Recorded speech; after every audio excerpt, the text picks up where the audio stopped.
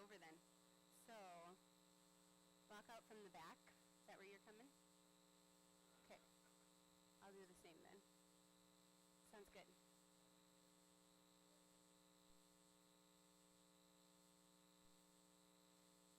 We could tape that to the wall. We got tape back here. Left it on the podium, but that's okay.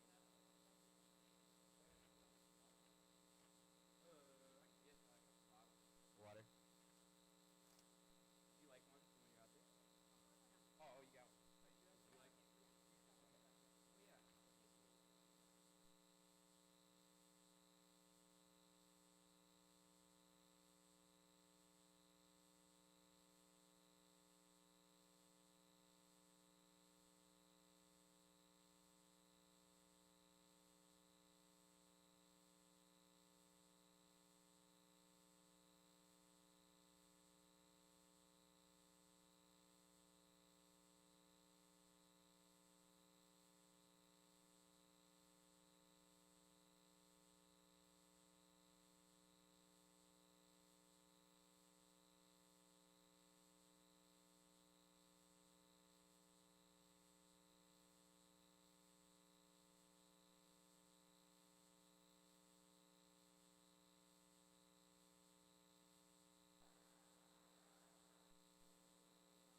Good.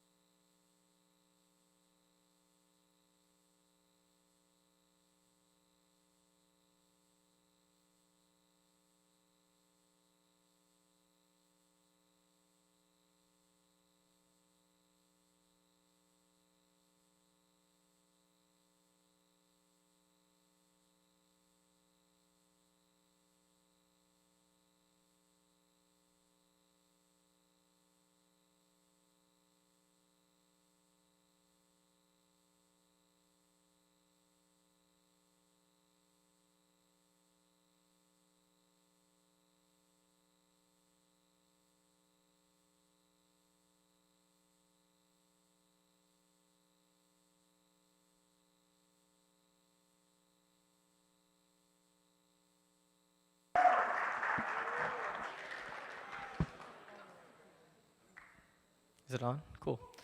Hello, everyone, and welcome to Homecoming Chapel. It is my privilege to welcome today's speaker back to Unity. She graduated in 2006 and went to attend Dordt College for elementary education. She eventually married another Unity alumni named Daniel Dunbar, and after Dordt, she lived in North Carolina until she accepted a position to teach at Sioux Center Christian Schools as the 7th and 8th grade language arts and literature teacher. We are thankful she can be with us today, so please help me welcome Autumn Willinga Dunbar.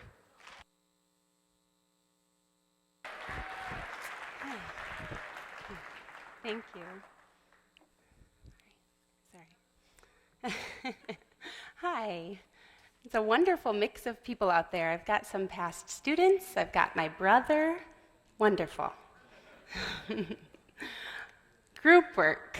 As a student, I would cringe inside anytime a teacher would say the project we were going to be working on was a group project. Group work meant letting go of control over the quality of the work. It meant allowing other people's ideas and perspectives to highly influence my own product. And in the end, group work meant a lot of extra work for me, because at least for most of the partners I was paired up with, I didn't totally trust the quality of their work.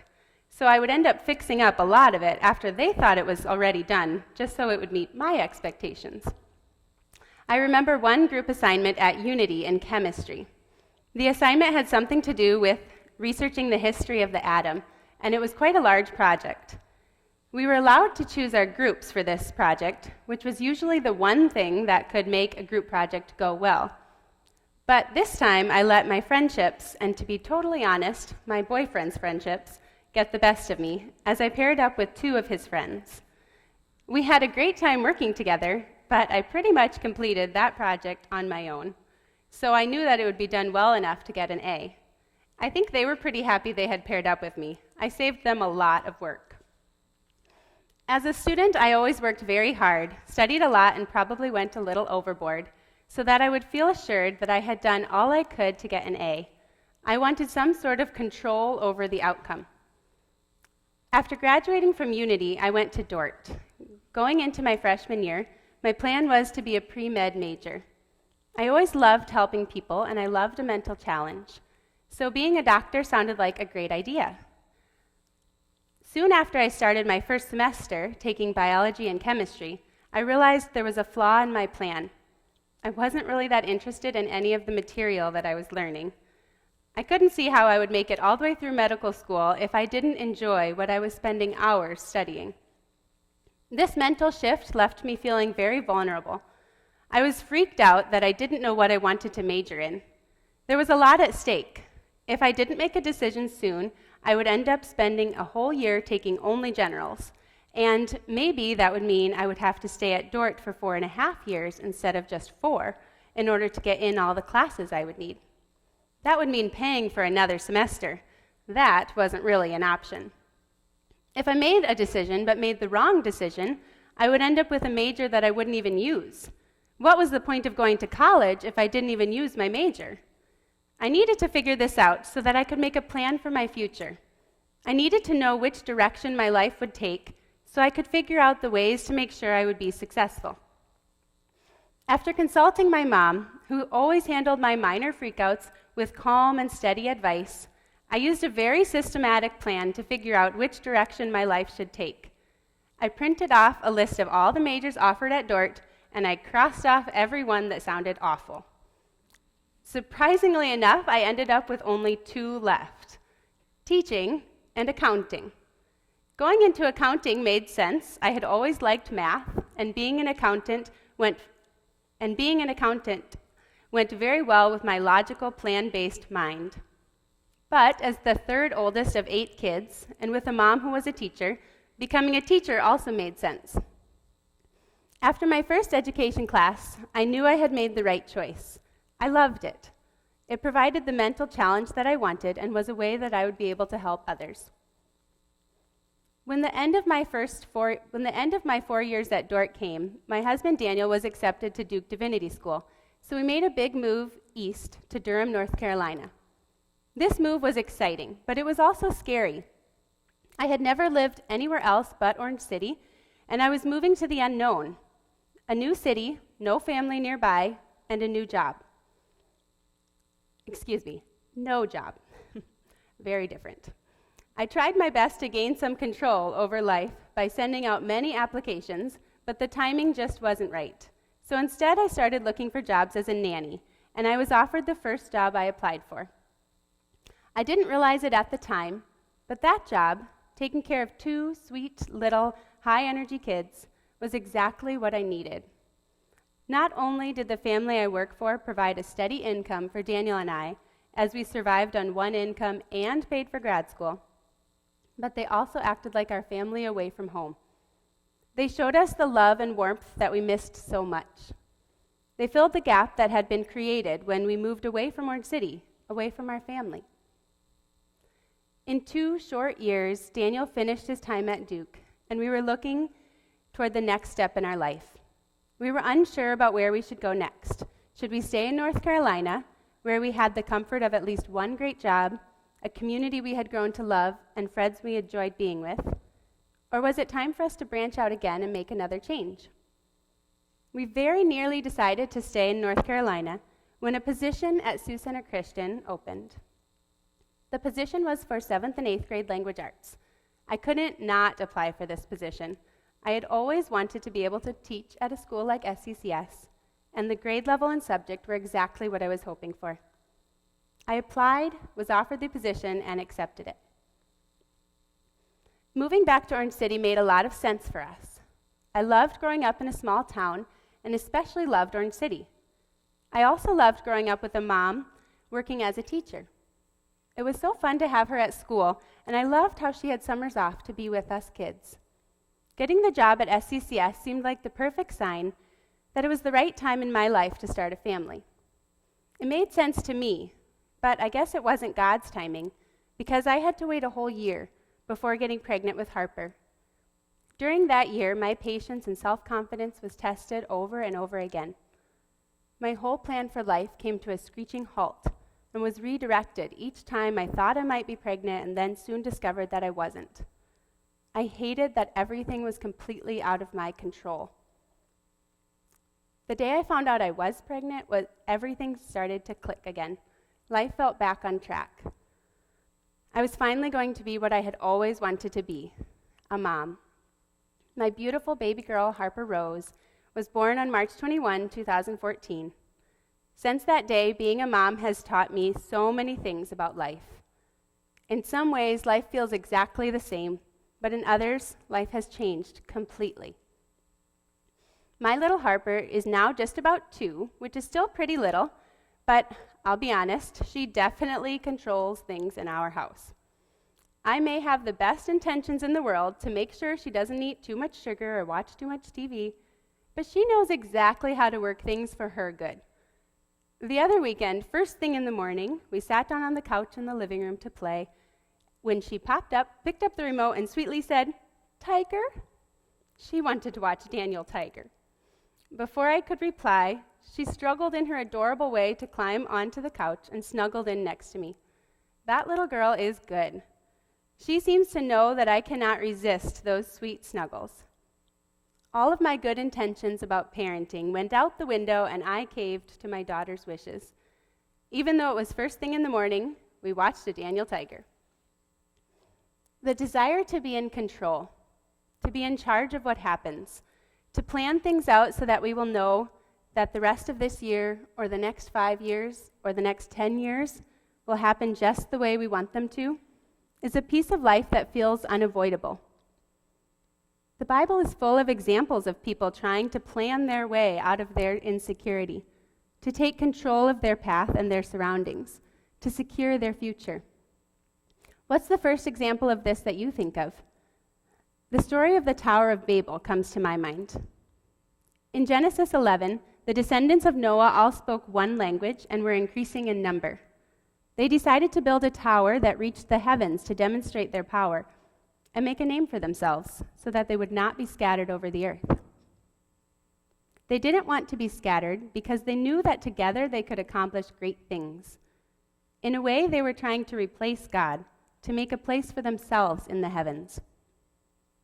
Keep reading in Genesis, and we find the story of God's covenant with Abram, another great story that shows humanity trying to assert control.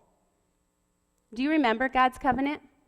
The Lord said to Abram, "I will make you into a great nation, and I will bless you. I will make your name great, and you will be a blessing. I will bless those who bless you, and whoever curses you, I will curse. And all peoples on earth will be blessed through you." What a promise. The only problem was that Abram's wife was barren, and they were getting old. Abram couldn't see how God was going to follow through with this covenant since he had no children. Eventually, he decided that God wasn't moving quickly enough, and he took things into his own hands. He took control by using Sarai's Egyptian servant Hagar to carry on his lineage. At the beginning of Genesis, we will find the first and most defining time humanity attempted to be in control. God created the Garden of Eden, and Adam and Eve were free to eat from any tree in the garden except for one, the tree of the knowledge of good and evil. Every good thing was given to them, but that wasn't enough. They wanted more. They wanted to know the things that God knows. So they picked and ate from the one tree God had set apart. That attempt to control their lives affected all of humanity. In another garden moment, the Garden of Gethsemane, humanity is saved from the sinful need to steal control from God. In the Garden of Gethsemane, Jesus was praying while his disciples slept. In his prayer, Jesus confessed to God that he did not want to experience the pain of the path ahead. He would rather just let this cup pass. But he placed his own will in submission to the will of God the Father. In this one instance of not controlling the path before him, Jesus redeems the future for all humanity. Our struggle to control is something that impacts so much of our daily lives. We do everything in our power to control what others will think of us, what grades we will get, what jobs we will have. We spend so much of our time worrying about the possible outcomes. What if this or what if that? We try to account for every possible scenario. What is worrying if not wishing for control over a situation? If there's one thing that being a parent teaches you, it is that life is not about controlling the outcome of a situation. As a parent, I create structure, provide a safe environment, and establish good habits for Harper. But I might as well sit back and experience the little moments, the good and the bad, because I don't have control over them anyway. Harper has a mind of her own and wants to experience life. She doesn't worry about how things will turn out. She just jumps in and tries things. She is open, honest, and filled with curiosity. She sees the world as exciting and adventurous and seeks to know more. She, like all little children, doesn't worry. She just lives. I think there is something great that we can learn from this childlike approach to life. And when I read through the passage chosen for today, this becomes even clearer. Ecclesiastes 3:1-8 says, "There is a time for everything and a season for every activity under the heavens, a time to be born and a time to die, a time to plant and a time to uproot, a time to kill and a time to heal, a time to tear down and a time to build, a time to weep and a time to laugh, a time to mourn and a time to dance, a time to scatter stones and a time to gather them, a time to embrace and a time to refrain from embracing, a time to search and a time to give up, a time to keep and a time to throw away, a time to tear and a time to mend, a time to be silent and a time to speak, a time to love and a time to hate, a time for war and a time for peace." When I read this passage, the thing that jumps out to me the most is that each line of the passage is a pair of two things, a positive and a negative, a thing that I like to experience, building up, laughing, dancing, and one that is more painful to experience, tearing down, weeping, mourning. By pairing each of these things, I think the author of Ecclesiastes is saying that all parts of life are important. Even though it is more enjoyable to experience the times for building up, laughing, and dancing, life is not filled with only good experiences. As the passage shows, throughout our lives, we will experience joy, but we will also experience sorrow. There will be times of tearing down, weeping, and mourning. These moments, just like the positive experiences, are important parts of life. They help us grow and see things from a new perspective, and it is through our own scars that we can help heal the wounds of others. Waiting a year before getting pregnant with Harper gave me compassion toward all parents and the struggles they may have had, but don't share with others. Moving away from my family after college was really difficult as I left the safety net of my family, but that time in North Carolina brought so much strength to the relationship between Daniel and me, since we only had each other to rely on. When a little child experiences pain, she doesn't try to run away and hide the pain. Instead, she cries out and runs toward her mom for comfort. We too should go through our difficult moments in life with a childlike sense of openness and honesty, turning to others and to God for our comfort. Our Heavenly Father provides for us. He loves us and has worked all things for our good. He is our compassionate God. He will be there for us as we celebrate the good times in life. He will also be there for us and will comfort us as we struggle. After the first snowstorm this year, Harper was so curious about the snow and really wanted to go outside. She didn't run and hide or wait to make sure she had the proper clothes on to make sure she wouldn't get cold. She just ran to the door and was ready to go out and experience this new wonder. I, of course, as her mom, made sure she was all bundled up, and then we went outside together. The look on her face as she felt the crunch under her feet and stumbled through the snow, which was knee-high on her, was pure delight. She loved this new sensation, this new piece of life. Life has many different seasons, and each one has its time and its place. Rather than worrying about what is next in life or about how things will turn out, rather than trying to run away from the struggles we face and the difficult moments in our lives, we should embrace life with a childlike openness and honesty. Just like how a little child embraces new experiences that teach her about the world, we need to embrace all moments of life, and we need to rest in the security of God's endless love. Thank you.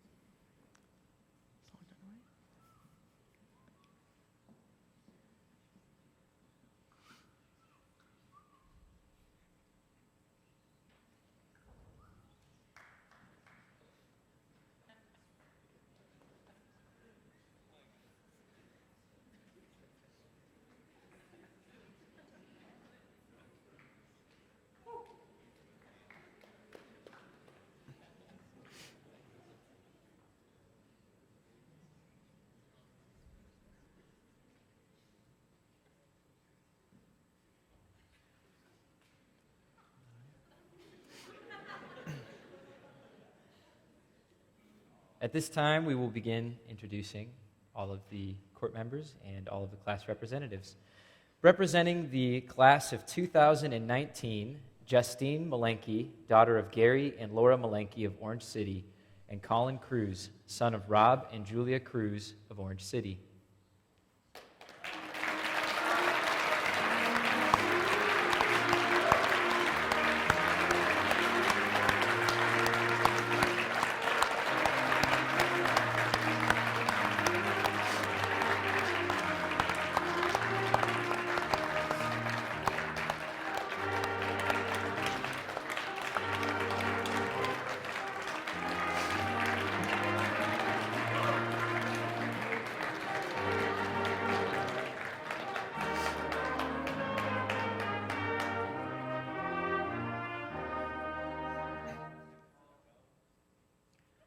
Representing the class of 2018, Mariah Bleeker, daughter of Carlin and Carolyn Bleeker of Sioux Center, and Jonah Vanderkoy, son of Shane and Christy Vanderkoy of Sioux Center.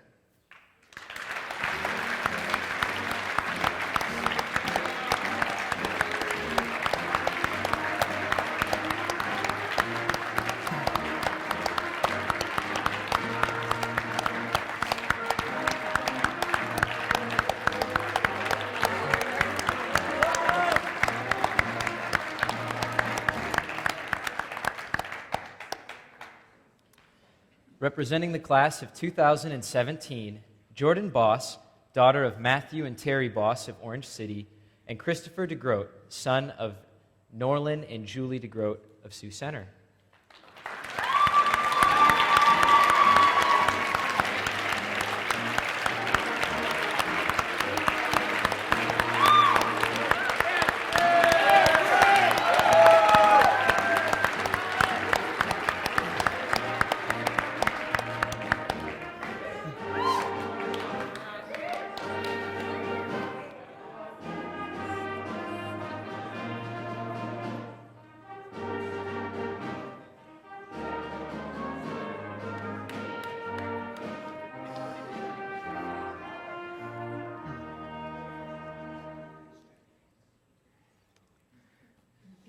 At this point, we will welcome the homecoming court candidates representing the class of 2016. Anna Keel, daughter of Virgil and Janet Keel of Morris, and Jaron Brew, son of Ethan and Donna Brew of Sioux Center.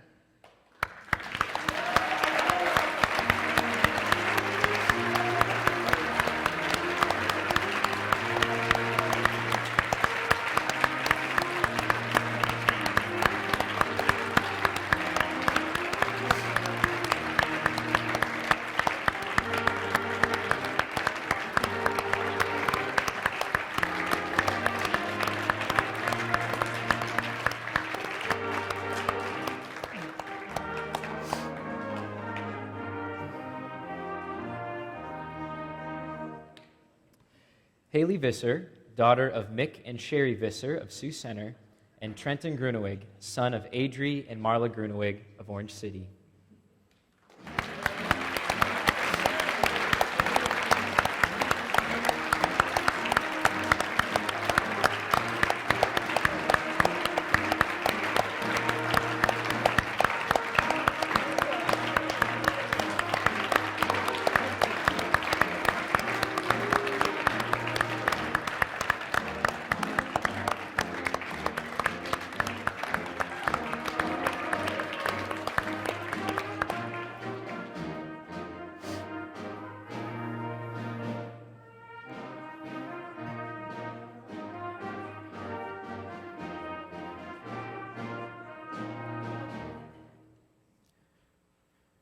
Shanda Zomerman, daughter of Jerry and Gretchen Zomerman of Sioux Center, and Joshua Turek, son of Mark and Nancy Turek of Orange City.